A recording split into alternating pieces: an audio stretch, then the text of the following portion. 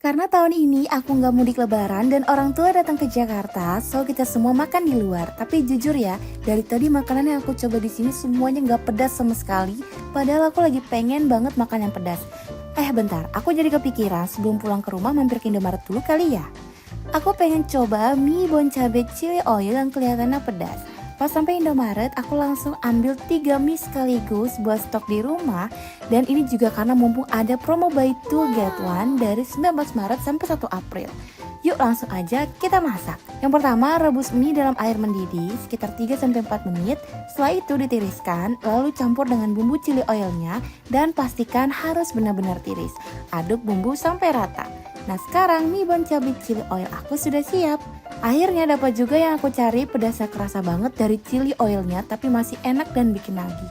Mie-nya juga teksturnya kenyal jadi makin nikmat dimakan. Jujur ini cocok banget buat yang lagi pengen makan mie pedas simple di rumah. Kalau kalian juga pecinta makanan pedas, kalian wajib banget cobain mie bon cabai chili oil. Praktis masaknya, rasanya juga mantap. Kalian bisa temuin di Indomaret terdekat. Jadi kalau lagi pengen makan mie pedas tinggal langsung masak. Yuk pada cobain juga mie chili oil dari bon cabai ini.